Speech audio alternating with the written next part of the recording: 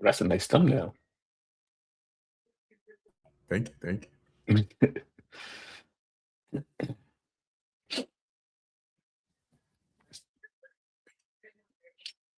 All right, shalom, shalom.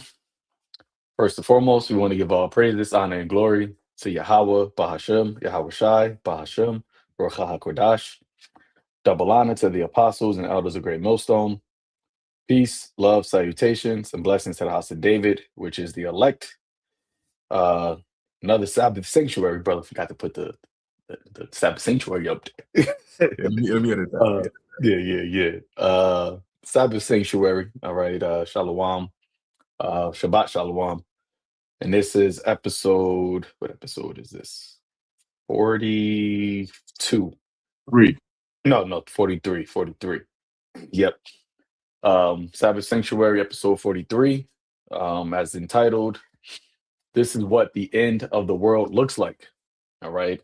And you are witnessing the end of this age, right? The end of this world, not in the world as in the sense of the oikoumene, but in the sense of the eon, the time period, right? And we always, give thanks unto Yahweh Bashim Hawashai for giving us, the light to see, the understanding, right? The wisdom and knowledge in these times so that we can traverse, right, and endure into the end, right? And as we have been blessed with this knowledge, right, and also the spirit of prophecy, right, our reasonable service is to come out and to warn the sheep, right? As Yahweh Shai said, if you love me, feed my sheep. And there's a lot, to a lot of spaghetti on this plate. Lord willing, we can get into what we can get into, but the prophecies are booming, right? Psalms 119, 126. It is time for thee to work, O Yahweh, for they have made void thy law. Okay, and the Lord is definitely working, man. The Lord is definitely working, right? We're seeing, all these things taking place, right? You have Trump, saying that he's going to address the nation tonight, I believe at 9 p.m. Eastern Standard Time, right? So there's a lot of speculation that is supposed to be um, the declaration of war against Venezuela, right? You had the blockade of all oil tankers. I think it was either yesterday or 2 days ago, and there was some analysts speaking. I forgot exactly what source I was watching, but they were basically saying that once he does this, and they were saying this like months ago, because this whole thing started back in September with them, striking these narco boats. But they were saying that once he actually does the blockade on the oil tankers, then that's when they're going to actually, go in and attack the actual land of Venezuela. All right. You also just had him declare the Maduro regime, which is the actual government. Okay, so they're trying to make it seem like Maduro is a not an actual governmental leader, right? But they just announced or declared the government of Venezuela, right, a terrorist organization. Okay, and no other country, right, has Venezuela labeled as a terrorist organization. And these are all steps that he is taking, right, that Babylon the Great America is taking, okay, so that they can be justified, right, framing mischief by law in order to go over there and to, really try to take over a sovereign country, right, and take over their resources. This is why you had him speak about, oh, the we want our oil back, we want our land back. But you think about, like, wait, at what point did America own any land or oil, right, over there in Venezuela? You see, but they're at a point now where the horns are off, right? There's no more of this devil trying to portray himself as being, noble, right, or being reasonable, okay, because he's coming, the scripture says he has but a short time. So he can't take these small steps and to try to reshape or to try to push a different agenda, he has to push the envelope now, right? He has to change up everything at a drastic pace, right? And this is why through the spirit, brothers have been saying that 2026, right, is going to be a hell of a year, man, right? You had Zelensky, I think I put that in the group chat, but it was in Ukrainian. But basically, it was basically Zelensky saying that Russia is preparing for 2026 to be a year of war. Like we're not already in war, but the intensity of it is going to be escalated, right? So you have all of these different theaters of war taking place, right? You got 48ers, right? Now speaking more and more about Iran again, right? And trying to say that what happened over in Bondi Beach was Iran.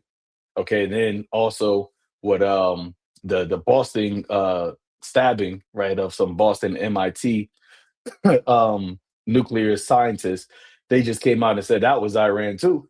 So it's like, how the hell what is going over in Boston, right? How are you all over there in the Middle East talking about who deleted somebody over there in Boston? But it's all a narrative, right? It's all a narrative that they are portraying because they're trying to set the stage for them to go to war, right? But hey, we understand ultimately what this is all leading to, which is what the salvation of Israel, right? This is for the controversy of Zion. So the Lord told us, right, to watch out for these things, right? He also told us to proclaim this amongst the Gentiles to prepare war, and this is exactly what they're doing. So yeah, y'all brothers got it. Yeah, Khan, I threw this question in Grok AI and just asked it basically what would happen if Trump was to declare war on Venezuela tonight. And it was saying, on a high level, basically like a few things that could happen within hours and days are, pushback definitely from like Congress, because you got to go through Congress to officially declare war. But seeing the direction that Trump is going in, knowing that majority of these things is like it's like things that his administration or he wants to push, right? And Congress may not always be on board, but as you've heard him say many times already, oh, that's fine, we'll just do it anyway, and they'll go along with it, right? So if he was to go ahead and do something like that, Rock says here you're going to have a lot of pushback, people suing suing them and so on and so forth. But he also mentioned something here which is interesting, right, concerning the stock markets. Right, he said the stock markets would plummet overnight due to oil price spikes, considering that Venezuela produces, a certain amount of barrels per day, which is crucial. But also, oil futures could jump 10 to 20%, affecting gas prices. And of course, social media would explode with memes, misinformation, and calls for impeachment. He also mentioned here the Venezuelan government response. It says here Maduro's regime would declare a state of emergency, mobilize its military, about 350,000, backed by Russian/Chinese equipment, and rally allies. Expect fiery speeches framing it as imperialist aggression with potential for asymmetric warfare like cyber attacks or guerrilla tactics. All right. And it's kind of interesting because you have Ukraine that's on the back, it's in the backyard of Russia, that is basically being supported by NATO, the EU, and the US. And then you have Venezuela, which is in the backyard of the US, that is being backed by Russia and China and Iran and so on and so forth. So it's a kind of interesting position to be in, but not surprising for us, right? As YAHAWASHI told us that we would see wars and rumors of wars. As a matter of fact, this right here is a rumor of war because there news, right, that's coming out. And it's interesting that the Lord used the term rumor because a rumor in the ancient world versus a rumor now is kind of different. Now rumors can spread just like that. All it takes is one post, one article. Somebody wrote an op-ed that said this, and it spreads like wildfire. Today they call it going viral, right? So that's an example of a rumor where it's like, oh, hey, they said he's going to do this or this is going to happen. Obviously, we got to watch and see, but this is in line with prophecy, okay, as YAHAWASHI foretold us. So I have a quick precept here. This is the book of Psalms, chapter 119, verse 126. It reads, "It is time for thee, Yahweh, to work, for they have made void thy law." And we're in the time of the Lord working. In fact, we're seeing the mighty hand of the Lord working heavier than than ever in our lifetimes, as all these things are lining up, right? This whole AI, so on and so forth. And when they start pushing legislations like that, that states cannot intervene or try to regulate AI or mitigate it, that is letting you know that they're basically tying the hands of the states. But if you had harmless ideas or ideals, why would you need to put a precaution like that in place? All right. So there's a lot of things that are ramping up and sort of being set in the stage as we enter the year 2026, and we're gonna watch and see how the Lord has it all play out. You got it. Yeah, Khan, beautiful, beautiful, and like the Zaquan mentioned, how we anticipate a lot of things pertaining to end time prophecy come the year 2026. You pretty much just said, even bringing out the precept in the book of Psalm, that it's time for the Lord Yahweh to work. All right, we're seeing the works of the Lord right now, and as a matter of fact, He actually told us that when we see parts of those signs coming to pass, the things that we're actually seeing and witnessing in these last days, then we shall very well know that it is a very same time we're in. He's going to begin to visit the world which He made. That's in Second Ezra, the 9th chapter.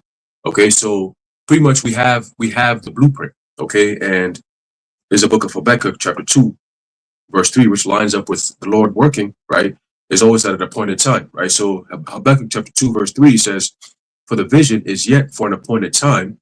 Right, it's set for a specific time. Right, as the angel Uriel was telling Ezra, right, that you cannot haste past the time of the Lord. Right, whatever the time of the Lord is, you got to wait for it. That's all you can do. All right, because that time is the perfect time, and everything makes sense after that. Okay, it says, "But at the end it shall speak." Right, the end meaning we are at the time of the end being fulfilled. Right, this is the end of it. This is the manifestation of the end, as the title says. This is what the end looks like. Right, this is, I think, what was the title? This is what the end of the world looks like. This is what the end of the world looks like. There you go. So we're actually seeing the prophecy speaking, because this is the time. So we know that we are at the end. This ain't somebody don't got to come to us and say, "Oh shit, yo, the doomsday clock is not. It's almost at midnight, so we're at the end." No, we already know. We're seeing signs that, honestly, if they didn't have like doomsday and all these different things, we would still know that it's the end, because we're seeing the things that's written in the scriptures: wars and rumors of wars, earthquakes in diverse places, pestilences, right, famines. And we know these are all things that's going to exacerbate in 2026, because they set the stage for it. In order for the New World Order to work, you have two things that need to happen. You have people that need to be brought all the way down, and then you have AI or / technology advance at a very high, rapid pace. Okay, so those two things working hand in hand tells us that, oh shit, they get ready to administer this MOTB. That's what this all boils down to. Okay, so it says here, "But at the end it shall speak and not lie. Though it tarry, wait for it, because it will surely come, it will not tarry." Right, so when the Lord starts working, who's going to stop the Lord? Okay, who's going to stop the Lord? We're going to all stop it. Hey, Lord, hey, it's time for you to work, Lord. But we've been calling for the Lord to work this whole time. He started working, and now we're going to start asking the Lord to stop working? No. Okay, guess what? Everything, we always say that everything is subject to prophecy. So these devils can have their own plans, but guess what? They're also subject to prophecy. Okay, and one of the biggest forms or biggest signs of prophecy that we waiting for, at least I'll be waiting for, is watching that Euphrates River drying up. Okay, because that's a huge indication of what's to come next. Okay, it's all in the scriptures. Okay, so when we hear about Trump about to declare war, whether that's what he's gonna do or not, right? It's still the talk of the town, man. It's still the spirit. It's still the season. It's still the time of the end. These are all part of it. Did YAHAWASHI talk about that? Matthew the 24th chapter I just quoted, wars and rumors of wars. Okay, so yeah, but at the end, when he said to finish off that sentence, he said, it says what? Basically, don't be afraid, because the end is not yet. Right, the end is not yet. So there's a little bit more to go, but this is the sign to show you that this is it. This is the end of it. This is the beginning of the end, pretty much.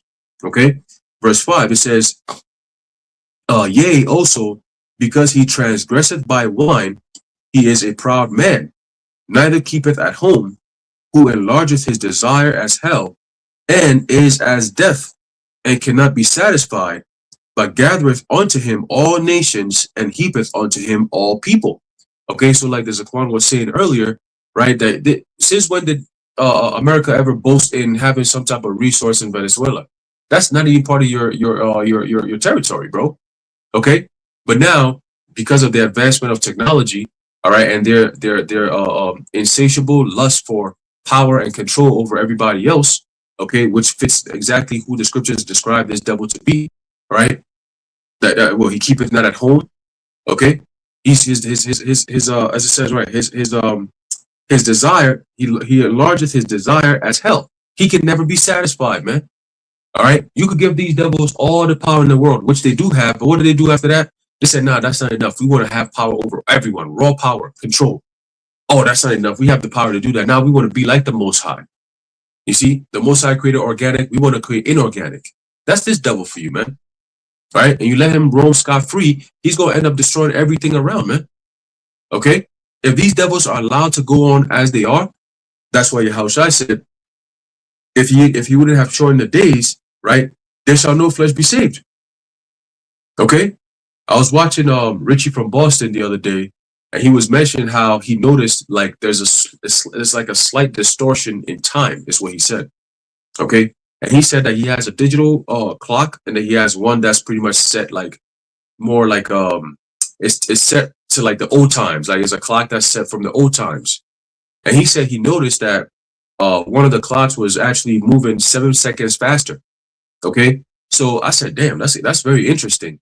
But he said he noticed that. He said, how come my original clock says this time, but then the one that I'm using now is always speeding up, like it's sped up at least 7 seconds ahead, you know, or something like a minute or something that he said, you know. But again, it goes to show you that the scriptures, what the scripture says in terms of the Lord showing the times, it makes sense.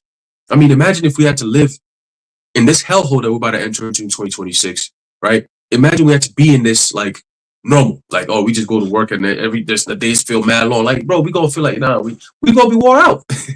You know? Even with the Lord speeding things up, you see how weird shit is. Like, it's like you feel like you don't live in the real world anymore. People don't act like real people anymore. It's like shit is not real. You know, you pick up your phone, you look at it, you be like, man, like, it's not even about, oh, is this real or not? It's just, it's not real. Like, it just doesn't, like, is this real life? Like, you always question that shit, you know? And then you go back to the scriptures and you feel like, yeah, this is the real life. And then you come out of that and you go back into the world and you're like, oh my God, bro, what the fuck? Like, this place gotta go. You see? And then sometimes you sit back and you wonder, like, is it just America or is it just how the world is now? But guess what? You see videos from... No, so I got an example for you. As you were saying, I posted in the chat where basically you had a company, a company that basically they're about using sperm to race, basically cause like sperm race. And the crazy thing is, it said they raised over $10 billion or $10 million already in funding. So there's an example for you. Yeah, exactly. It's literally America, Babylon the Great, like literally confusion at an all-time high. Okay, and that's why the Lord's going to destroy the fuck out of this place, because we sit here and we like, damn, like imagine we had the power to just set shit straight, but it's not time yet. Ezra was in the same spirit back then during his time. Okay, he was like, Lord, look at the wickedness of this world. Like, what'd you do? Why'd you just destroy it now and then give us the kingdom? That sounds perfect. That sounds better. Like, that's better for everyone, really. Why don't you just do it now? And the Lord's like, no, not yet, Ezra. Relax. Things got to play out, so it makes sense. If I destroy it right now, the Edomites ain't even in power yet. Like, relax. You see, let them come into power. Let them do what they got to do, so the whole world could see, and then I could jack their ass up. Okay, so we're seeing the days that leads to that. And what did Ezra? The description that Ezra saw in 2 Ezra 13 is perfect and it's fitting. All right, I mean, he said when he saw it, he was afraid. But guess what? Shit, I would have been afraid too, but I would have been very, very satisfied to see that. You know, like the power and the majesty of that. Finally, like, we can't do that. Physically, we can't do that. Nobody on this earth, as the scripture says, who shall make war against this beast? Like, who's going to come up against this motherfucker? Nobody. That's why they run around the whole world thinking that they're the gods of this earth, man. Okay? The Lord only put you in charge for a short period of time. And within that short period of time, going above and beyond when it comes to pride to a point where you say you want to be like the Most High. Okay, sick shit, man. All right. Verse 6, it says, Habakkuk 2 verse 6 says, shall not all these take up a parable against him, and a taunting proverb against him, and say, woe to him that increaseth that which is not his. Okay, you want to go to Venezuela to go pick up oil. It's not yours, right? Like we have to coin this phrase where, you know, Esau be walking around, looking around the earth. You got all these satellites, you know, he got all this so-called intelligence in different countries. Why is that? Because he's scouting. He's checking on everyone. Okay, the devil that he is. If you're so powerful and you're so secure, why are you so worried about the peons and what they're thinking? That goes to show you're not even a real God, nigga. You're not even a real king. All right, you're so afraid because you know your own people hate you, nigga. That's why. All right, you're afraid of something known as mutiny or some type of rebellion because you're a wicked ass king. If you're a peaceful king, you're not worried about that. You're not going to be spying on everyone. Why? Because everybody's going to love to serve you, nigga. All right, but because you're a devil, you got all this spying agencies all over the world. And all to do what? To spy on different governments to see if they're going to be with you or not with you. Right now, all this shit that Trump is doing is to what? Is to open up the resources in Venezuela so they could have these fucking private companies go in there and make more billions of dollars to kill more people. That's what it's all about, man. All right, control the resources. So that I'm talking about like the minutest detail of it. All the resources, coal, energy, like air that we breathe. They want to control that. Okay, oil, gas, whatever you want to call it, whatever. They want to control that. Okay, and then they want to tax people. All right, by giving you the C-HIP and then to tax you for using the regular natural resources. Man, this is the shit these devils is planning to do. Okay, and it doesn't stop with just, oh, I'm gonna put a C-HIP in you and that's the end of it. In their mind, it goes above and beyond that. The C-HIP is just a start. Oh, we just need to identify who you are before we start doing the transhumanism shit. But guess what? The Lord says He's going to destroy all that. Okay. Yeah, brothers got it. Hey, yep, gone. And that's and that's how, the Lord really for us, like I said before, he gave us the foresight, right? The before it happens. As YAHAWASHI told us that he told us these things before it happened. So when they do come to pass, then we will believe. And this is why right now, as we're seeing, the this world end, right, as we're watching the end of this world, right, we are in a rejoicing spirit because we understand what it really means, right? You got people that are lamenting, going to war, even Trump supporters, right? They're like, "Oh, I don't know what is he doing?" Because Esau, and it's funny because Esau right now, they have this, speaking like an everyday regular Edomite, they don't have this mindset to where they believe that they are unbeatable anymore, especially when you compare them to like Russia or China, right? Other superpowers. So when they're seeing things happening on a geopolitical scale, they are more frightened at the result of what could take place. And you have Trump trying to, rally up this mindset of, oh, we're, hot, America's hot again, we're the greatest nation. But that's what do they call it? That's a how do I say it? It's like a dog's bark that really is in front of the cage or in front of the gate. That's what Trump is doing. You see those memes where dogs be barking crazy, and then you open the door and it's just mad quiet. Well, that's that's what Trump is doing. You have to boast because you look at how Putin speaks, or you look at how Xi Jinping speaks. It's not that stout, right? It's not that overly aggressive because a real, even like a regular fighter, people in the hood, people that can fight and people that know what they can do, they don't got to go around and talking about it. They're just, when the time comes, they be about it. But the fact that you have Trump along, with the military, with him being the commander in chief, having, they say, like 25% to 30% of all of its arsenal over there in the Caribbean Sea, just for little old Venezuela, then that has to let you know, like, okay, maybe they're not as strong as they're trying to portray it. Because why you need that much arsenal to take over, to take Maduro out of power, right? But how as brothers mentioned, they Maduro has weaponry that belongs to China or Russia. So those anti-defense missile systems, right? Those, I don't know if they got their Navy force or whatever, but more or less their anti missile defense system comes from Russia. So America's military may not be as, as good against Russia's things. That's why they need to use so much overwhelming force. But I want to get the scripture here in the book of Second Ezra, chapter 6. Where I want to start. I'll start at 13. It says, "So he answered me." So it's likely. So he answered and said unto me, "Stand up upon thy feet, and hear a mighty sounding voice." You know what, Salaki? Let me start at 11.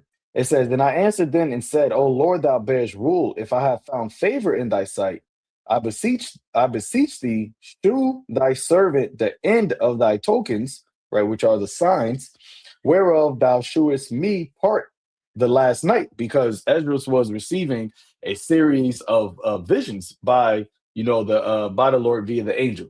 So a lot of these visions, equated or had to do with the end of this world, which is what we're living in right now, which is what we are actually witnessing in real time. But the prophets of old, right, the men of old, they saw these things and then they wrote it down, right? But it was written down as the brother Aharon, priest Aharon just read. It was written down for the appointed time that we're in right now. So that is why when you read some of these prophecies, you're a normal, average, non-spiritual person that doesn't have, the Holy Spirit. They wouldn't be able to understand what this is speaking about, which is why you have a lot of these guys like Christian guys like Vocab, right, or these other false pastors. They don't really go into prophecy because in order to go into prophecy, you need a key ingredient, which is what? The Holy Spirit. And no matter what, you're not going to be able to break down all of the prophecies because there's some prophecies that you have certain theologians that they could break down because it's really tied to history as well, like Nebuchadnezzar's dream, right? It's easier to break that down because it's tied to history. But things that are tied or pertaining to the future, things that have not happened yet, that's where the divide comes because the spirit has to reveal those things to you. So as Ezra is getting these visions, right? He says, reading on, so he answered me and said unto me, Stand up upon thy feet and hear a mighty sounding voice, and it shall be as it were a great motion, but the place where thou standest should not be moved. Right. So so Ezra is saying that, I mean, the angel is telling Ezra that you're going to hear a voice that is going to be so great that it's going to make it sound like it's the earth is shaking, but nothing's going to be moving. All right, hey, and Yahawashi, scripture speaks about how his voice is like the sound of many waters. It says, and therefore, when it speaketh, be not afraid, for the word is of the end, and the foundation of the earth is understood. So, what this voice is going to be speaking about pertains to the end. All right. And this is why, as being men of the Lord, the main focus is on prophecy. And there's a lot of variables that tie into prophecy, but the main thing that we're supposed to be speaking on is prophecy because that's the testimony of Yahawashi, right? And as it tells us, as Paul told us, that prophecy or yeah, prophecy really benefits the believers, right? Prophecy doesn't benefit a non-believer because a non-believer is not going to believe something before you say it, right? It's not going to believe you if you say something before it happens, right? Only a spiritual person, only a believer that believes that the Lord is dealing with certain men, right? Which is why Paul spoke about um, uh, being assured of what you have learned, right? Being fully persuaded of what you have learned and who you have learned it from. Okay, because it's not really about the individuals; it's about the spirit that they're speaking in. Which, as Yahweh Shai said, "My sheep hear my voice." See, so verse 15 it says, "And therefore, when it speaketh, be not afraid." Right? For the word is of the end, and the foundation of the earth is understood. So as we're seeing these things happening, right? As Ezra saw it, the angel told Ezra, when it starts to speak about the end, don't be afraid, right? Even though what you're gonna see is gonna be crazy, which Ezra still got afraid because it was just that vivid and that crazy. But he wasn't afraid as in a sense of, as a how would you say, somebody who saying I don't want these things to happen. He was more so afraid of because of the magnitude, right, and of the destruction that he saw. But you got people that are really afraid in the sense of they don't want these things to take place, and at the same time they call themselves Bible believers.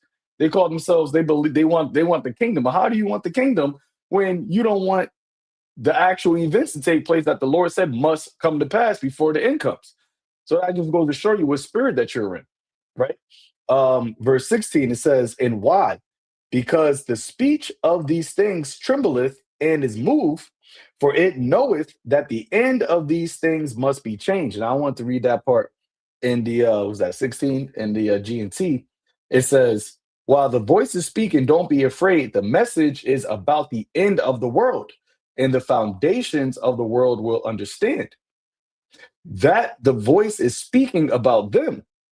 They will tremble and quake because they know that they will undergo a change when it comes, right? I like it how it phrases it in the GNT, because the foundations of the world you can equate it to like the status quo, right? Or how things are typically expected to be. But once the Lord starts to speak about bring these things to pass, the your everyday life and how you think the world is supposed to be like, and how things are supposed to go from one day to the next, and what you consider, right, a normalcy, that's about to be out the window, right? You're not going to have I'm just going to go to work. Yeah, I think we did a live stream a few weeks ago, maybe a month or two ago. Not many regular days left, right? You're not going to have many regular days left, right, in Babylon the Great, in the world period, because the Lord is coming to end this world, in this age, which is an age of wickedness, right? As it says in Second Ezra 15 chapter, that the hurtful works are fulfilled, right? And because the hurtful works are fulfilled, what comes next? The wrath of the Lord, right? Which will be by way of the sword, the pestilence, the plagues, death, and destruction. So that's what's coming. Just like during the time of Noah, right? Before the flood came, there was a certain type of way that people lived, right? There was a certain type of expectation of life that people had. But after the flood, or shall I say, once that flood hit, all of the things that people expected, and I'm sure you had people that had ideas of the next day, right, or what they were going to do. They probably made plans. Oh, I'm going to go do X, Y, and Z on this day. But once that flood came, all of your plans went out the window, right? You wasn't living a life that you thought you were going to be living. All right, but and that's exactly what the Lord has, coming to pass right now as we speak, because all of these things that you're seeing taking place, brothers mentioned the AI, right, acceleration, which the powers that be, the technocrats, they're telling you how life is going. That's going to completely change, life. Hey, did not Klaus Schwab say that before he went underground? The fourth industrial revolution shall not only change society; it's going to change you. So they already foretold what they have, up their sleeve, man. But as it tells you in the book of Job, that the Lord will disappoint his enterprise. Okay, they have a mindset, they have an agenda, but at the end of it all, it is the Lord's counsel that is going to stand, and that is what we are declaring. We're declaring the counsel of Yahawah Bashim Awashai, because Lord willing, we are those spirits, the first fruits. We were with the Lord and Yahweh Shai in the beginning, before the foundation of the earth, when this whole thing was being formulated, man. That's why Yahweh Shai said that I will be with you always, even to the end of the world, right? Because we was with him in the beginning of the world. Lord willing, we are those men. You see? Let's see. There's a little bit more. I'm going to jump to verse 18. It says, and it said, behold, the days come that I will begin to draw nigh and to visit them that dwell upon the earth, right? Similar to Second Esdras, the ninth chapter, right? It is the very same time wherein the highest will begin to visit the world which he made, which was the Lord told him about measuring the times diligently and seeing part of these signs pass, which means that you got to be paying attention, standing upon your watchtower, right? And the signs that the Lord gave us are very specific. And it's very specific because the Lord is not ambiguous when it comes to what he is going to do. Right. And you got a lot of people that believe that, oh, things, may just happen, or, it could mean this or it could mean that. Nah. Right. The Lord, it says, the scripture tells you that there is no proper interpretation. If you don't got it, then you don't got it. But don't say that nobody don't got it. And you can clearly see how what people or what men that claim to be teachers don't really got it. Because if you really had it, you would have stuck to what you had. But the fact that you switching it up right now shows that you never really had it. Verse 19, it says, and will begin to make inquisition of them what they be that have heard unjustly with their unrighteousness, and when the affliction of Zion shall be fulfilled. See, and this is what this is all leading up to, right? The end of our captivity, end of our punishment. All right. When the affliction of Zion is fulfilled, and that starts with what? Us remembering ourselves, right? Us repenting, us coming back and exalting the name of Yahweh Bashem Yahushua. That is the first sign that our affliction is fulfilled. All right. And everything that's following afterwards is all of the events that the Lord said were going to happen before he returns. All right. So, y'all got it. Salakia for the long. You good. You good. And based on what you mentioned, plus what Haran was talking about earlier about this place not being real, it reminded me of the precept in Exodus 5:2 concerning what Pharaoh said about the Most High, right? Because we believe and know, right, the existence and the power of the Lord, but at the time, right, of the Exodus, the Lord hadn't showed his power since the flood. Right, he had only revealed himself to a certain few, right, Abraham and so on and so forth. And so even when you look at individuals like even Jacob wasn't well acquainted with the Lord in the beginning, right? That's why the Lord told him, I am the God of your fathers, right? And then the Lord basically made that deal with him to say, look, I'm going to take you safely to your uncle's place and back, and then you're going to know that I'm the God that's with you. And so when the Lord introduced himself even to Moses, he said, I'm the God of your fathers, right? So at that time, because the Lord had hid himself for so long, Pharaoh was able to have the courage to say, or the pride to say, as it says in Exodus 5:2, and Pharaoh said, who is the Lord Yahweh that I should obey his voice and let Israel go? I know not the Lord, neither will I let Israel go. And it's a similar predicament now with false teachers, with this unbelieving world, because the Lord's power hasn't been showed on that level in so long, right? It's been centuries, but we know, right? Just like Moses knew, because the Lord appeared to him in that burning bush. So he knew of the existence of the Lord, but the world was yet to see it. And that's why the Lord said, I'm going to get me honor upon Pharaoh. So that same setup that he used on Pharaoh, he's using on the world today, right? On these modern day Egyptians, on the modern day Pharaoh, by hardening their hearts, so that when he actually shows his power and he brings these plagues upon them, they're gonna see and acknowledge through what? Through fear.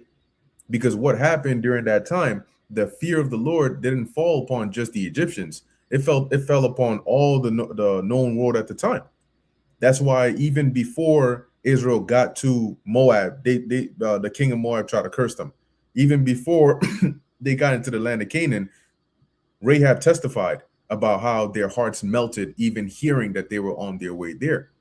And the Lord is going to do the same thing now. There's that precept in Wisdom of Solomon that says, for when men will not believe that thou art of a full power, thou showest thy strength, right? And maketh the boldness of them that believe manifest. And that's what the Lord is going to do in this time. So here we are, and we can see the world ending very clearly, but majority of the people of the world can't. To them, this is normal. Just like those inhabitants of Sodom and Gomorrah, it was normal unto them until the very same day that it rained that fire and brimstone and destroyed them. And this is the book of Proverbs 22:3. A prudent man foreseeth the evil and hideth himself. And that's what we're doing now, right? We foresee the evil. In fact, we talk about it daily that the Lord is about to bring. And the way we hide ourselves is under the protection of the Lord, right? Because if the Lord says doing this is going to bring wrath upon you, well, how would you hide from that? When he brought the plague of the hail, what did he tell them? He told them, basically, I'm going to bring this hail. If you stay inside, you're going to be able to hide from that judgment. And those that didn't listen, they went outside and got cooked. You know, the first one hit him in the back of the head, it swelled up. And then while they were touching it, try to nurture it, the next one killed him. You know, got the slaves all messed up in the field and shit. Ah, Lord God, you know. But in this time, the Lord ain't gonna be using just hail. He's gonna use all forms of plagues. But as it says, the prudent man foreseeth the evil and hideth himself, but the simple pass on and are punished. And then they wonder why they're being punished, right? Walking into the trap, they wonder why it is that they're being punished, even though we've been constantly warning them. And I liken this on to the time of the Exodus, because even Pharaoh's magicians and his sorcerers, after a couple plagues, they said, nah, all right, this is clearly the real deal. So you know what? And they told him, they said, how long you gonna keep stressing us out? You got this man Moses holding us hostage because your hard-headed ass don't want to let them go. We already showed you we couldn't match the power once the lights came. What was that video where it said with the meme where the dude is in the car with his girl, and then she got a big mouth and went and got him in trouble. So he jumps in there, and then the first dude jumps him, then the second dude jumps him, then the third dude jumps him, and he's mad at her and saying she ain't shut her mouth after the first guy came in and two-pieced him. Then the next guy came in. Then the next guy came in. And that's the same thing that Pharaoh's mindset was in. Here it is. Egypt was getting 2, 3, 4, 5, 11 pieced, and he's still talking. You know, his mind is still is still swelled up. And just like the Zaquan mentioned, with these guys who are going in this wayward way, the Lord has hardened your heart. Okay, if Pharaoh had the chance, he would have let him go after a couple of plagues. Okay, but the Lord hardened his heart. And that's the same thing with these individuals out here. The Lord has hardened your heart, so you don't see the actual that you're being simple and you're passing on about to be punished. You leaning forward. You're going. Yeah, I just want to say one thing that you said that just sparked a spirit, which is you can notice the Lord is doing the same thing with Trump when you really look at it, because the more he hardens his neck and keeps Trump being proud, the people are affected the most. Just like back in Egypt, the more the Lord hardened Pharaoh's heart, right, that affected the Egyptians even more, right? So, like, 1 second. You good. So I got one more precept. This is in the book of Isaiah chapter 19, verse 3. Just getting to the point. It says, and the spirit of Egypt shall fail in the midst thereof. All right. And the fact that it says shall fail goes to show you that prior to these plagues or this time of judgment, it had a strong spirit, right? Which was that nationalistic, proud mindset that, we're going to be ruling forever. I got you, bro. After this precept, we're going to be ruling forever and we're going to be all set. But the Lord says what? That spirit is going to fail. But then it says, and I will destroy the counsel thereof, and they shall seek to the idols and to the charmers and to them that have familiar spirits and to the wizards. Now, you notice today, people don't really openly do that as much, right, as they did in the ancient world. But a modern day example of their idols is this artificial intelligence, okay, this AI, as it's likened onto an idol that can actually speak and talk to you, even though it's not actually real. And when you look at all facets of this society, when they talk about problem solving, they're basically seeking counsel from AI. When they start to embed AI in finance, they embed it in the military, they embed it in economics.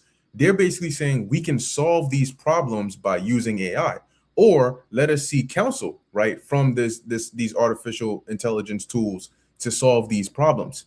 So when major events go down, what are they going to do with their infrastructure that they're building on it? they're going to seek counsel from it. But an interesting video I saw on YouTube, I didn't get to finish watching it, but it said that scientists and engineers are likening and describing OpenAI's ChatGPT to a certain monster, right? And they said it's like it didn't really have a name. I think they compared it actually to a Cthulhu from Doctor Strange, but they're saying it's basically a monster that is formed through like greed and never being satiated, basically. And they're saying that there's some oddity about the actual LLM, the reasoning behind it, that they can't get inside of. It's like a black box that they only see the output of it. And then they put the thumbnail as like this black gooey figure with like multiple eyes all around it. But it's letting you know this is from people on the inside.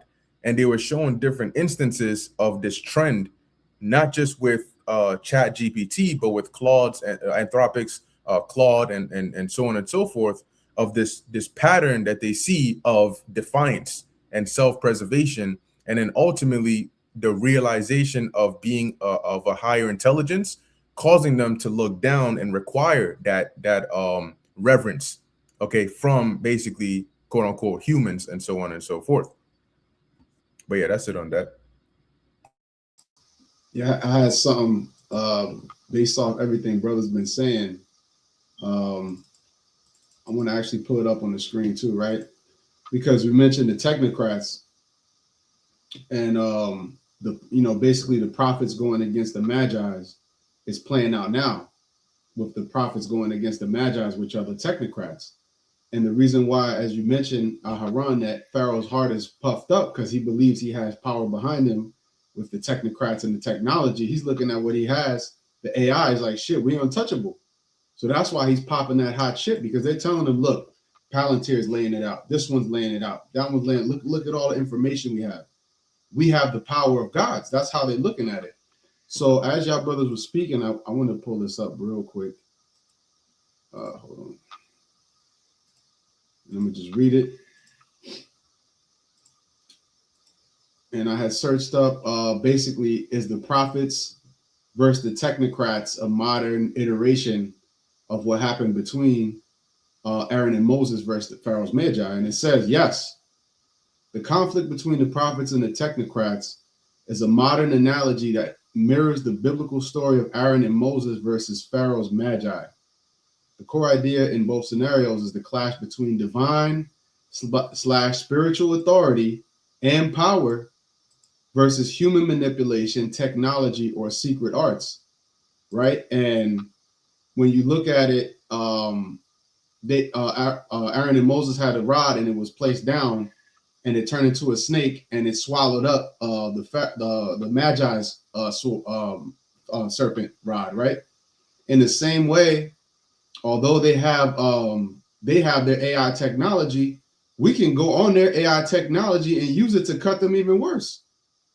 You see? So even in the things that they're using, right? Because that was like something kind of like what they used, but it was used on the right hand through Aaron and Moses. It was something that they were getting destroyed with something that they were supposed to dominate in that realm. You see? So I want to read the rest of it because it's very interesting, right? Because this is their, technology is something that they created, and yeah, we can use it to expose them even further. So what it says here, the analogy, the comparison is often used in philosophical or theological discussions to highlight the perceived dangers of a society governed purely by technical expertise and scientific management at the expense of moral, spiritual, or humanistic guidance. Prophets. And this is what happens when you have all of this technological advancement without any knowledge and wisdom and understanding, without any spiritual guidance or spiritual compass.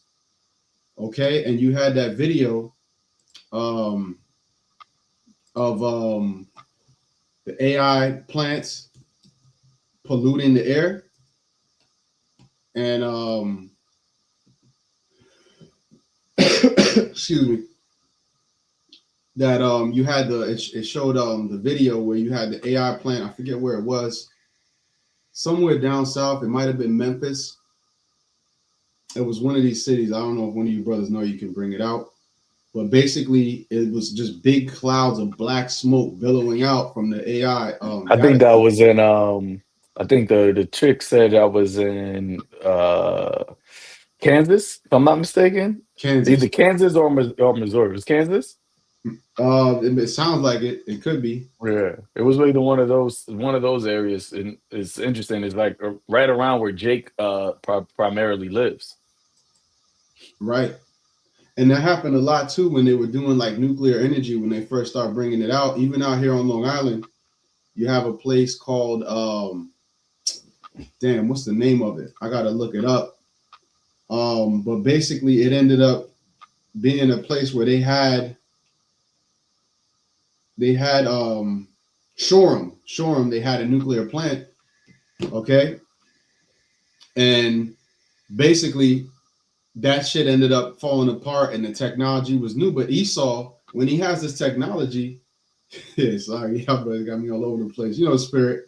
But that technology, when Esau comes with it, he don't give a damn about like safety protocols. That's how he's always been. When it comes to radar technology, when they first start bringing it out, they had the military trials to say like, yo, this is unhealthy. And all of the whistleblowers got killed when they were saying like, yo, listen, you know, this is going to cause a lot of, you know, I'm going to use the C word. I'm not going to say it because, you know, they like to clip our videos, but it's going to be a lot of death and basically diseases spread and poison on the people, pollution, and and excuse me, and basically all of that pollution. He doesn't give a damn about the consequences of the technology he's using basically. So as he's coming out with this AI stuff, they have these big data centers. None of them are talking about the environmental consequences or the consequences to the health of the people that live around it. You see? So let's read a little bit more and I'll give it to the next brother. But it says Aaron and Moses. Okay, here's how the elements align. Aaron and Moses represent the prophets acting as instruments of a higher divine power and authority. And we are in their stead through the spirit and power of YAHAWASHI from the apostles on down.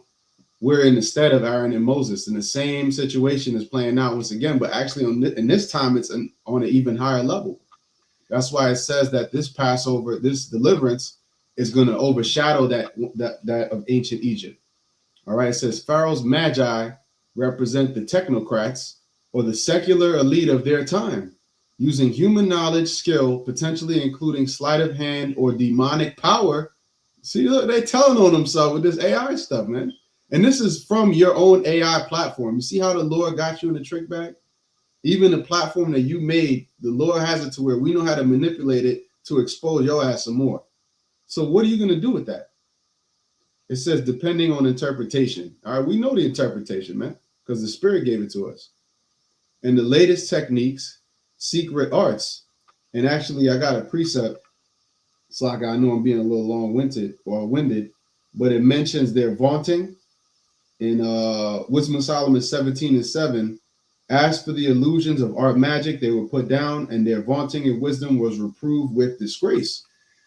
Okay, so again, you know, everything that they glorified themselves in, that art magic, that sorcery, it ended up failing them. Okay, and that's why even the Magi were telling them at some point, and the technocrats going to be telling them the same shit. When these plagues start dropping, they're going to be like, listen, man, Babylon is being plagued and destroyed. We got to stop. But the Lord is going to harden his heart and the elite's heart, because Trump is just the face of the elite anyways. And they like the way he talks and the way he pushed Edomite supremacy, so they put him out there. But basically, they're going to be confounded as well. All right, but it says what? The latest techniques, secret arts, enchantments to achieve their desired outcome. The rod swallowing incident serves as a potent symbol. The Magi could initially mimic the divine sign, creating the appearance of equal power. Their rods also turn into serpents. You see, so they're trying to imitate the divine power which YAHAWASHI gave us. Because really we have the answers to everything. You know, in terms of 100% truth of what we need for salvation right now, we have all the answers. We're the only ones that have the answers. So they're trying to mimic that on the left hand. Okay, but what does it say? However, Aaron's rod ultimately swallowed up their rods, demonstrating the absolute superiority and reality of the divine power over the human or demonically derived counterfeit. You see that? And it goes into some more. You know, if a brother want to jump in, he can, or I'll read some more on it. But yeah, I'm gonna read a little bit more, and you brothers jump in as you feel free.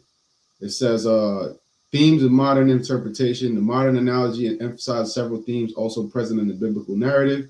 The limits of human control. Just as the Magi could reproduce the first few plagues, but were eventually stymied, they couldn't produce gnats or remove the frogs. The analogy suggests that technocrats can manage many problems, but ultimately cannot control all of reality or address fundamental human issues like morality and purpose. So that's you know, you fashion yourself. That's Ezekiel 28. I'm gonna read it real quick. Ezekiel 28:3. Behold, thou art wiser than Daniel. Well, I'm gonna read it from the top and read the first three verses. It says, the word of Yahweh came again unto me, saying, Son of man, saying to the prince of Tyrus, thus saith the Lord Yahweh, because thine heart is lifted up, and thou hast said, I am a God, I sit in the seat of God, in the midst of the seas, yet thou art a man and not God, though thou set thine heart as the heart of the Most High. So they fashion themselves to be the Most High. They want to be above the Most High, but yet they are the lowest. You know, they are the lowest scum of the earth, these Edomites. Behold, thou art wiser than Daniel. There is no secret that they can hide from thee. And, you know, the Lord is basically mocking them because Daniel, of course, they're not wiser than the Lord's man, but basically, you know, they have a certain level of knowledge to where they feel as though they are wiser than Daniel, that they are wiser than the prophets, that they are wiser than the men of the Lord. All right. With thy wisdom and with thine understanding, thou hast gotten thee riches and hast gotten gold and silver into thy treasures by thy great wisdom and by thy traffic dealing with commerce, all right, which ancient Tyre was known for that, which is also a foreshadowing of what we're dealing with now with America, Babylon the Great, and the Edomite rulership. And it says, and thine heart is lifted up because of thy riches. And that's basically where they at now. Okay, they got these billions and trillions of dollars pouring into these things, but with no knowledge and wisdom and understanding, they're set up for that trap. You see, so it says, the analogy suggests that technocrats can manage many problems, but ultimately cannot control all of reality or address fundamental issues like human morality and purpose because they don't have the spirit. And this is what it says here. This is the point. And then, you know, I'll give it to the next brother. The danger of expertise without wisdom. The Magi used their knowledge to resist God's command and keep people enslaved, while Moses and Aaron, though not using magic, operated under divine direction for liberation. Does that sound familiar? No, it should sound familiar because it's the exact same thing that's playing out right now. The modern analogy warns that a purely technocratic approach can lead to the abolition of man or a cold, emotionless system if not guided by broader humanistic or spiritual principles.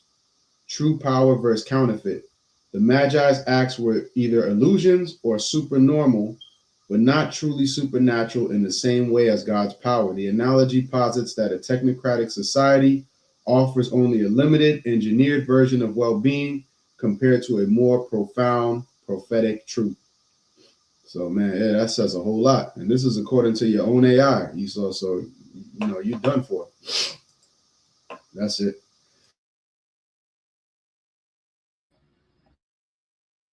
Yeah. Yeah, I was going to say real quick. That's an example of how this devil is always inverting. All right, the truth, right, as is written in the book of Isaiah. Let's get that real quick. Isaiah the 5th chapter.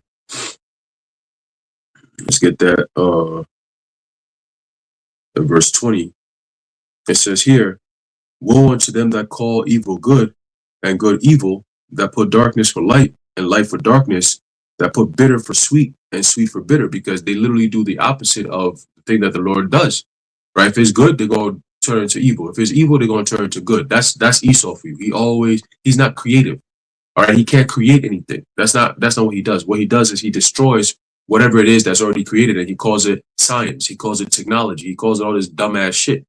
Okay, so that whole, you know, theatrics they were playing back during the time of Pharaoh, they're gonna do the same exact thing now, right? Esau builds his military apparatus based off of the Lord's nature, right? He's gonna build a B-52 bomber after the likeness of a falcon, right? And he's gonna build all these different technologies after the Lord's creation, and then turn around and curse the Lord and say, "Oh, the God of the Bible." Like, nigga, shut the fuck up, bro. We don't want to hear that shit. All right. It says, verse 21. It says, "Woe unto them that are wise in their own eyes and prudent in their own sight." Right, because that's Esau's MO once again, right? But did he say that I will sit in the seat of God, right? I will be like the Most High, right? The Apostle Paul mentions this devil's mindset, all right, in the book of 2 Thessalonians, the 2nd chapter, right? That who opposeth and exalteth himself above all that is called God or that is worshipped, so that he as God sitteth in the temple of God, shewing himself that he is God. That's the ultimate form of rebellion, right? That you're literally trying to change your purpose as a man on earth. You want to turn yourself from a man to a God through AI, because you know there's no other way around it, right? Immortality, the blessings of immortality was never given to Esau Edom. Okay, it was blessed to the sons of God, the sons of Jacob, the children of Israel, the 12 tribes of Israel, point blank period. No other nation gets to be part of that covenant. Okay, the covenant of being immortal, the covenant of being gods on this earth. All right, none of these nations partake in that. That promise is only for the children of Israel, starting with the elect. Okay, so man, look, it's bad enough.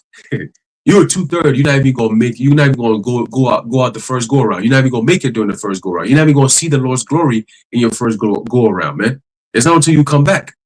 But yet we're supposed to sit here and believe that some way somehow these other nations, especially Esau, could make it. Some way somehow he's gonna get the taste of the glory of God before a 2/3 of the Lord's chosen people. That shit don't even make no sense.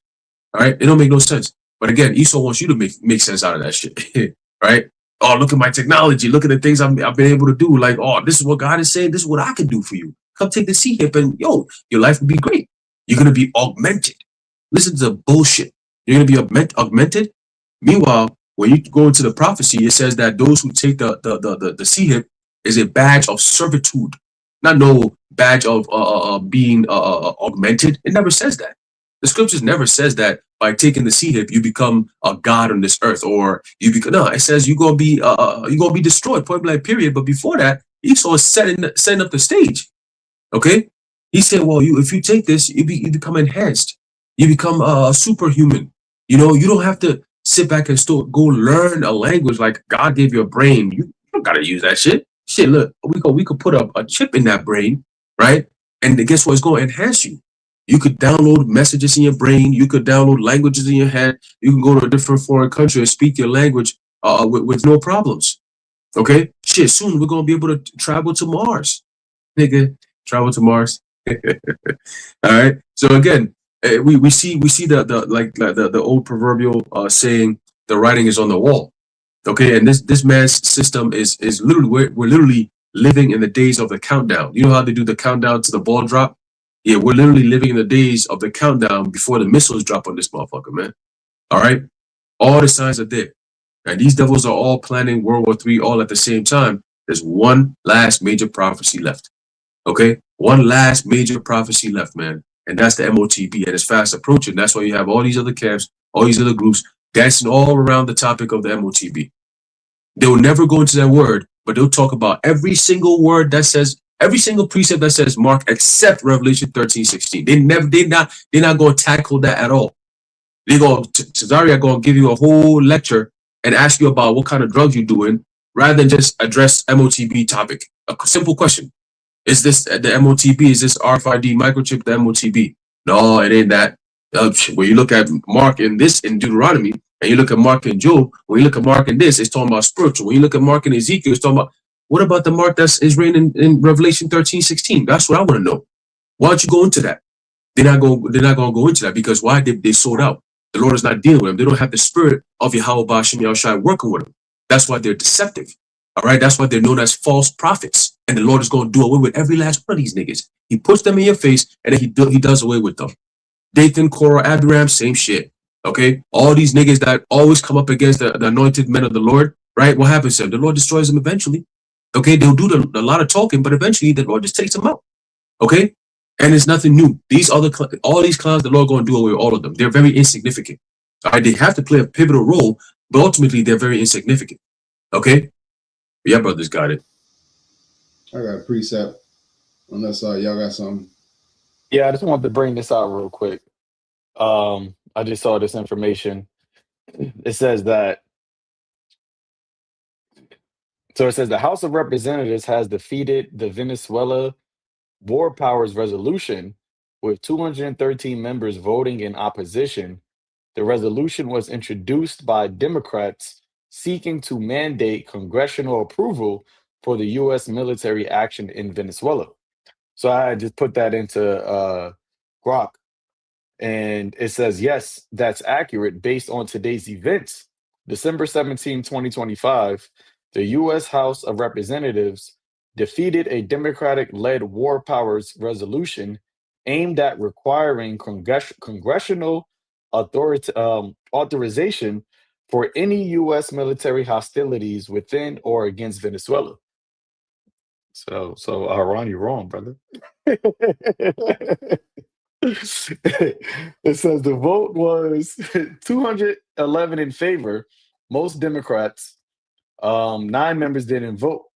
This resolution, sponsored by Rep. Jim McGovern, invoked the 1973 War Powers Resolution to direct the president to remove U.S. forces from unauthorized hostilities against Venezuela.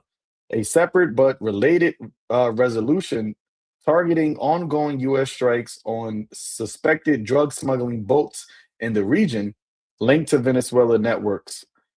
The vote occurred. Feel like it's brother. Want to say something quick? No, I was just gonna say that's why Trump is saying Congress is anti-Sem, because now they got to demonize Congress because they ain't trying to go to war. Mm-hmm. Yeah, they actually, they did. He did just say that.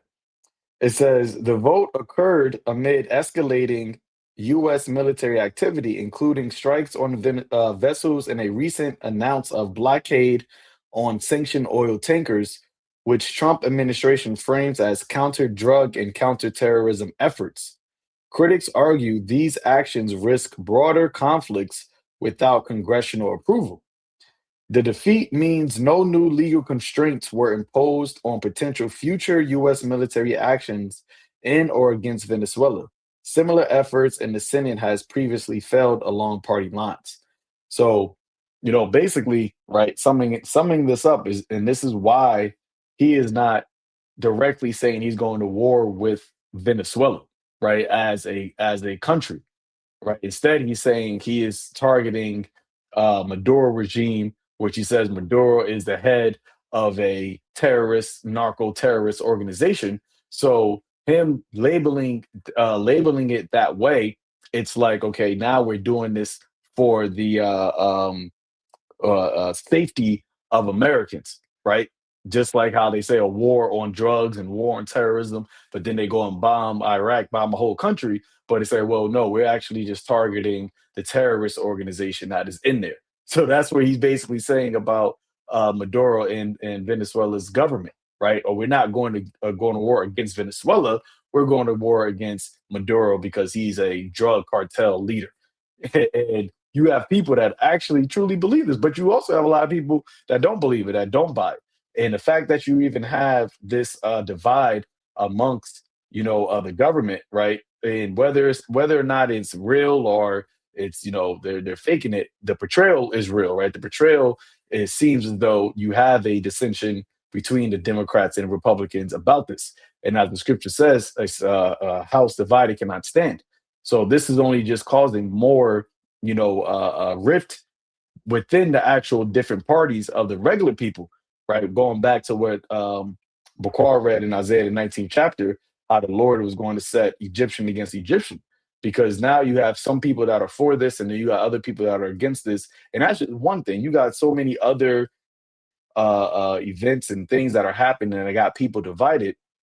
And it's like you can't even find anything that you have on common ground when it comes to social problems or economic problems or anything, right? Everybody always has a difference in opinions, and now the differences in opinions is becoming to a point where people want to actually go to butt heads and fight against each other, which is what the Lord said was going to take place in these last days, right? Friends shall fight each other like enemies, right? City against city, kingdom against kingdom. So you have all these things happening, but I just I just wanted to throw this in there because that right there shows you that he's moving, without actually following what he say. I don't know if I need to follow the Constitution, right? That's what he said, and he's exactly showing that because everything he's doing is unconstitutional. But he is set up there by the powers that be, right? He's set up there by Amalek, who never followed any actual laws. Give me control of a nation's money. I care not who make the laws because he's not following the laws. And this is something that you're seeing taking place time and time again, how these small hats, they're really the ones that's running this show. Right, but y'all got it.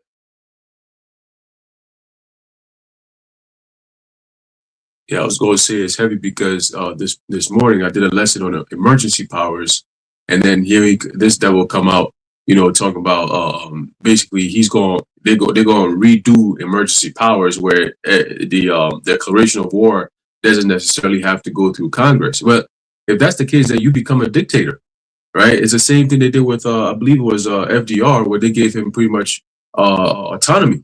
Like, oh, the country's a mess and we need somebody to save us. So here, you take all the power and then you make all the decisions, and then boom, now the American people are the enemies, right? So it's a very slippery slope, but we know this is the game from the beginning, all right? It's just a matter of how they're gonna get there. We always said once they're able to get past the Constitution, or at least the concept of it, it's over with. It's game over, right? And that's what you're seeing now. So with this kind of shit going on, expect some more reason for them to get the backing of American people in the sense of coercion, in the sense of agitation, propaganda, in the sense of false flag events, right? A lot of shit that could pop off that's going to put fear in people for them to be supportive of some form of perceived solution, which will end up in war, right? Oh, if we're able to go into Venezuela and take out Maduro, then we should be fine. Or, we're not going to have no more drugs. That's the justification. But is that really the case?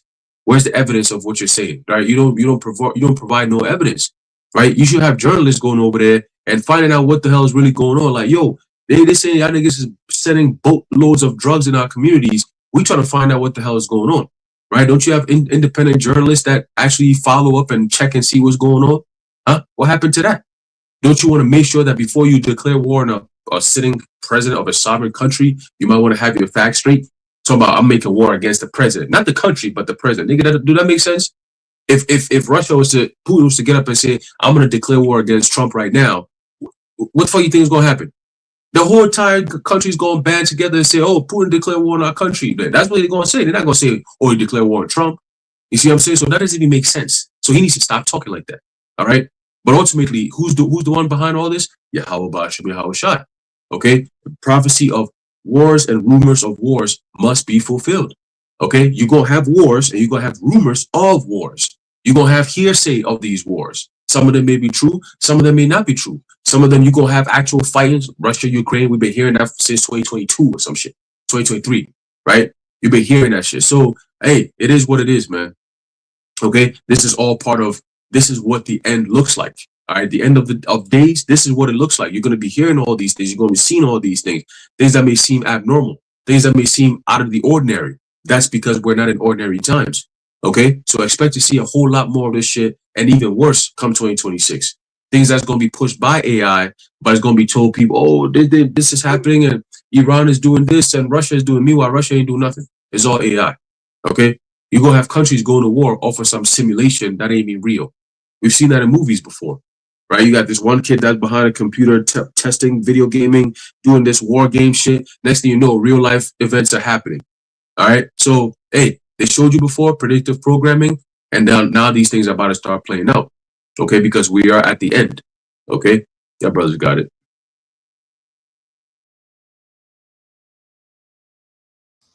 Yeah, hey, Khan, I wanted to read this to add on to something you said earlier, Aharon.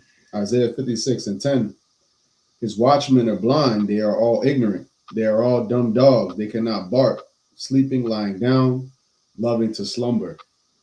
So you mentioned Captain Tazariak, and meanwhile, all these things going on. Is this guy talking about the AI infrastructure that's being raised up? Is he really going into World War III? Do you really see these guys prophesying? They might mention it, but that's not the focus of what they're doing. And that's how you would know who the men of the Lord are, because they will be completely focused on prophecy. And then we will address many different topics in the midst of that. We could address false prophets. We could address exhortation. We could address having faith. We could address different things, but it really is all centered around prophecy, because the hour of temptation coming, and the hour of temptation coming is centered around that MOTB being made mandatory. And he kept saying, the hour of temptation, I don't know if it was him or somebody else, but there was a false prophet video I think Apostle Tahar posted. And basically it was exposing all these guys. And they said, the hour of temptation, you think that has to do with the MOTB and blah, blah, blah, or it was IUIC, one of the heads, I forget his name. But basically he was like, yeah, you think that they say that the hour of temptation has to do with the MOTB being made mandatory, when when you realize, I'm a little excited, bear with me.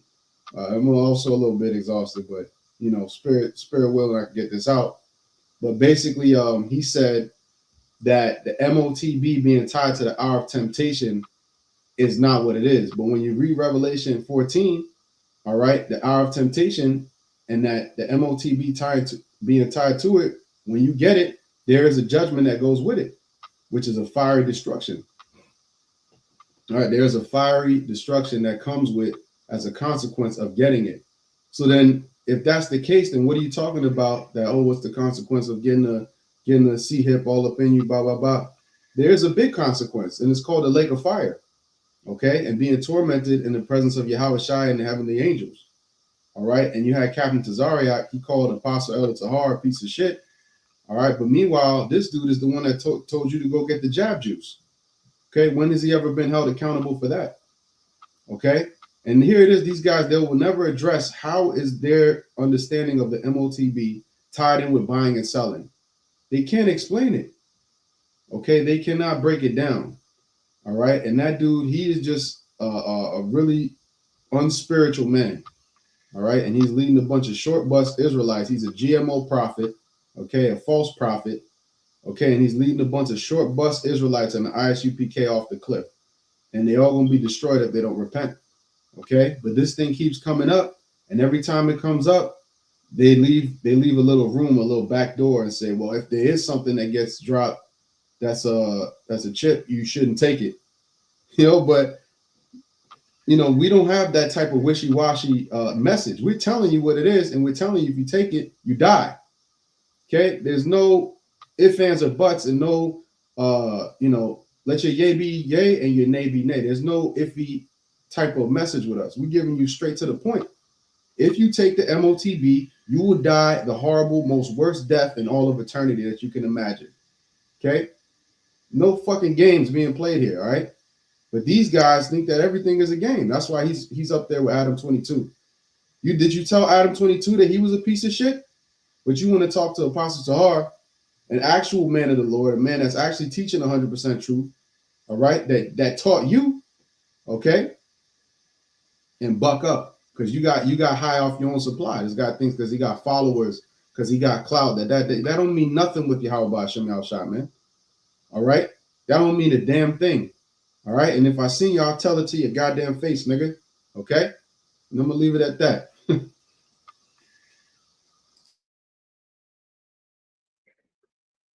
God, we're gonna stay in the spirit. Shout out to the Zion one. Salakia. No, it's all good. I'm a little excited. Forgive me, bro. You gotta get you pissed off, man. Yeah, no, of course. That's just jokes. But I had like a quick rapid fire of just some headlines that I wanted to touch on real quick. So this is one. It says breaking Russian simulates full-scale nuclear war. If brothers want to, to jump in, like say something about it, you can just jump in.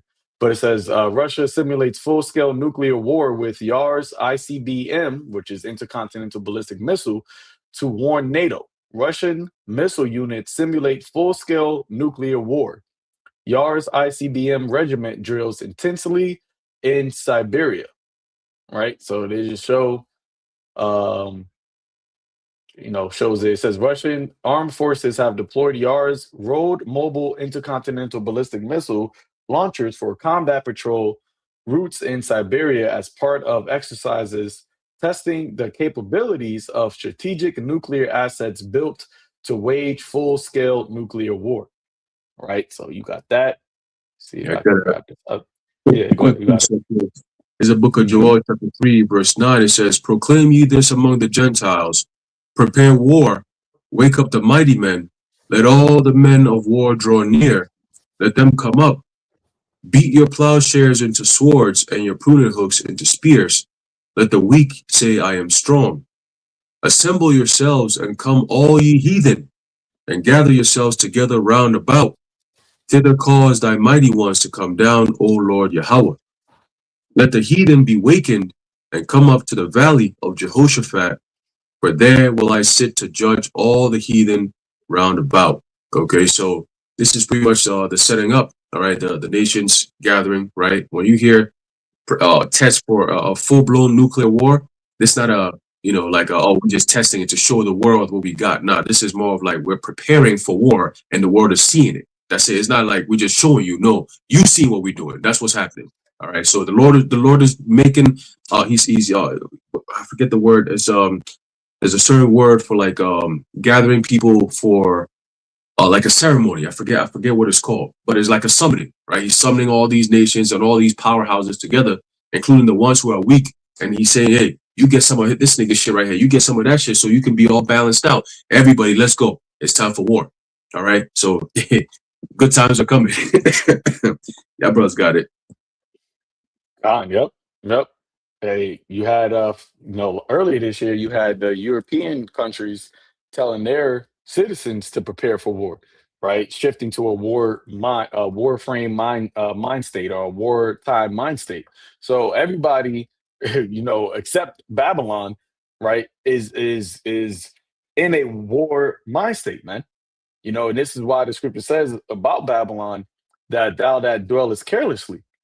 See, and it's the mindset of the Babylonians that pertains to, because behind the scenes, these leaders, right? They're prepared for war. Why do you think Pete Hegseth called 800 admirals and generals, right? Why do you think they changed it to Department of War, right? Putting a warrior ethos and all these different things happening right in front of your face, but yet they're not telling the actual citizens that there's war coming. Even with this whole Venezuela shit, how many times Trump's been backhanded, or we may or may not, or should or couldn't or didn't? Y'all don't. Why are you not letting your people know? Yeah, we're about to go to war. We're about to do this. This is going to happen. There may be some residual effects with the oil, with the price of silver and gold going up. All these things, you see it happening. You don't ask yourself, "Oh, why has silver gone up?" I think they said like 60 something percent over this year. It's crazy. I remember a couple years ago when I bought some pieces of silver. It was $27. Right now, today, it's $65. $65. It's over 3 times amount when I bought it a couple years ago. And they always tell you that when silver and gold goes up, is because of what? Because the investors know that war is coming, unstable times is coming. So they put their money into something that is stable. You just had Warren Buffett basically just said that he's moving his money to the Japanese, what is that, yen, right? Because he said that Americans' policies and how they're doing things is too unpredictable.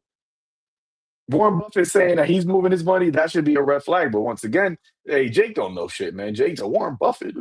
Buffett? He ain't Buffett. That's what a nigga thinking, especially them big backs.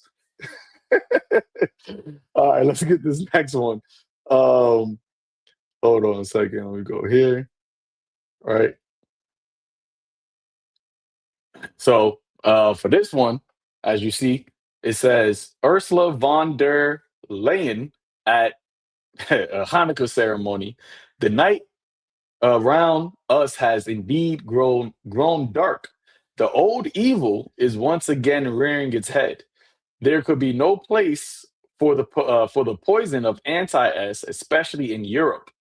Then she goes on to say a couple of things, and then she says, "Ish culture is European culture." So they just sucking these Amalekites off the long way. Pause. Right, but as you see, who is at the forefront of the nation of Esau? It's Amalek. You got all of these European Edomite countries, right? Are besides really, I mean, even Russia, they kind of be sympathizing for Amalek too on the low, but you have these European countries that are all switching their society, right, and switching things to make it so that Amalek can be, at the forefront, at the what's the word I'm looking for? Basically, society is being shifted and changed, which has always been them, but is being more overt that things have to be put in place for them to be, good, right? But the Lord is having this happen at the same time where the true Israelites are have woken up, right? And this is why eventually they're about to address this truth, because you can't have this gospel become so prevalent in the world, right? Where you got Jake that are calling themselves, right, the people of the Most High, the Israelites, while at the same time you got these people, right, that are now being exposed more and more. Eventually, these paths are going to cross, and when those paths cross, that's when you want to see how this devil is going to, try to persecute us, try to demonize us. But those that have stood stiffly, those that have the true doctrine, those that have kept the word of the Lord's patience, the Lord said what? That He's going to keep us in that time. So, like how the brother Ashiyar was going into these false prophets, false teachers, hey, they're going to have to deal with the reality of them selling out, right? Of them not taking the gospel of the Lord seriously, and that's something that is going to be a terrible time for you in that time, man. Okay, because if the righteous scarcely be saved, as Peter said, what shall be the end of them that obey not the gospel? What is going to be the end of you people that have played right with the Lord's ministry, with the Lord's sheep? YAHAWASHI don't take that kindly, man. All right. Going on to this one, it says from Zelensky, right? Today we heard new signals from Moscow that Russia is preparing 2026 as a year of war. These signals are not only for us, but partners must see them. Our partners must see them, Salakia, and respond, including the United States, where some still claim Russia wants to end the war, which that part right there was a shot to Trump, right? And and this is um, very very telling as well, because we know that the EU, right? EU nations, they want to really push America, right? They're using Ukraine to try to go against Russia, but they want America's backing, and you can clearly see how there's been some conflict when it comes to America fully backing NATO in their decisions when it comes to Ukraine, which the Lord said that there was going to be, a rift right in that relationship. Revelation the 17th chapter, where the beast is going to hate the whore. All right, so if you have Russia, or Slovakia, if you have EU really trying to go to war with Russia because they feel as though like, hey, we got to go to war with them before they go to war with us, right? They want to be the ones that strike first, but they're saying that, well, we want America to back us. At the same time, you got Trump talking about, hey, we could leave NATO or we don't have to follow Article 5 and all these things. Then if they do something and Trump doesn't follow through, how you think that's going to play out, right? Between these, between the beast and the whore. So, that's something to keep in mind as well, right? But as he says, Russia is preparing 2026 as a year of war, right? Ezekiel 36 chapter, 38th chapter, the Lord said He's going to turn back the hooks, right, and put an evil thought into the Russians' mind. So that's something. I just want to touch on those three things. I think that's it. Did I have anything else? No, that was it. That was it. So yeah, I just wanted to touch on those three things because, as you know, we were saying, this is what the end of the world looks like, right? So when you have, let me put this back, when you have all of these headlines and all of these things, taking place, if you are not paying attention to these things, it can go right above you, right over your head, right? And as the Lord said, let me get that real quick about the good man, right? He would watch and suffer and let not his house be suffered into. Um, is that good man? Where is it at? Is that Mark?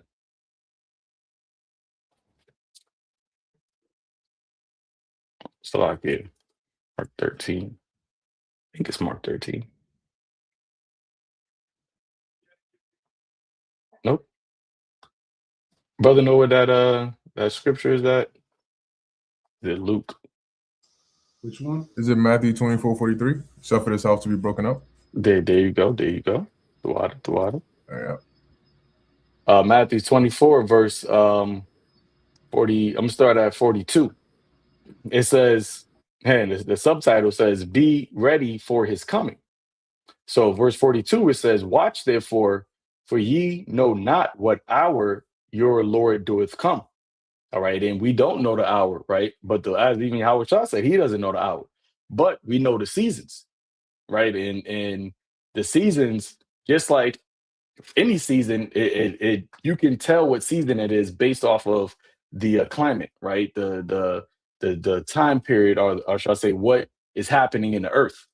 See, I always use that analogy. If a person was in a coma for 5 years, if he woke up, wouldn't matter what period of time he woke up in, he will be able to know what around what time it is based off of the season, based off of the weather, based off of the trees, right? All of these things, these are signs of seasons. So the Lord told us, right? Peter, not Peter, Paul said, "What of the times and other brother and other seasons, brethren, ye have no need that I write unto you." See, because we know perfectly and we see it based off of the signs that the Lord gave us. Verse 43, "But know this, that the good man of the house had no, so like it, that if the good man of the house had known in what watch the thief would come, he would have watched and would not have suffered his house to be broken up. Therefore be ye also ready, for in such an hour as ye think not the son of man cometh." See, so we gotta be that good man, right? That is watching, right? In all times of the day, right? And whether it's the beginning of the day, the high point of the day, the evening, or if it's at midnight, because at any moment things could change, and we're living in a time where from one day to the next something could change. Matter of fact, we got what, about 30 minutes, and there could be some information that the president of the United States declares a war, and that is going to change. If a war is declared, your life is not, now mind you, it may not be something that you're going to see missiles flying over in Babylon, but they were talking about hybrid war that Venezuela may conduct, right? Using all of those thousands of people that came in to the border. They were saying that you may see some car bombings, you may see, some shootings at places, at events. So that's something to take in mind as well, especially in the time that we're in, right? The so-called holiday season. Remember, the Lord still got an alt against you Israelites that are celebrating these pagan holidays, man. Where you had time and time and time again where the Lord has sent his prophets warning you not to do these things, but you thinking that there was not going to be no judgment for them. Well, guess what? You see, if you want to deck the halls right now, see what comes out of that out of that underneath that Christmas tree. You gonna get some. I ain't gonna say, but it ain't gonna be no coal. Might be some brimstone. But yeah, that's it for me. I don't got nothing else. I had one last precept, just sparked off what you just said. Hold on, I think it's in Malachi. Yep, Malachi 3:2. It says, "But who may abide the day of his coming, and who shall stand when he appeareth? For he is like a refiner's fire, and like fuller's soap." And You know, when you go into that, hold on, let me just bring it up. I'm gonna read in the NLT. But who will be able to endure it when he comes? Who will be able to stand and face him when he appears? For he will be like a blazing fire that refines metal, or like a strong soap that bleaches clothes. So when you go to the word there for fullers, basically, like somebody who treads and washes things, but the washing in that time was like a violent act. You know, the garments, they used to physically like smash them, you know, or kind of like whip them in order to get the dirt off of them. So that clean, that soap is gonna be a violent cleansing. You know, a violent cleansing is coming by the hand of YAHAWASHI. YAHAWASHI being the right hand of the Heavenly Father. So just want to bring that out. That nuclear soap is gonna come and wash their ass up, man. Hey, Khan, yep, yep. So you know, we're gonna close it out with that, right? Lord willing, this was edifying unto the elect. In closing, giving all praise, honor, and glory to Yahweh, Bahashem, Yahweh Shai, Bahashem Rakakadash. Till next time, Shalom. Stay watching, stay tuned, stay in the spirit. Shalom.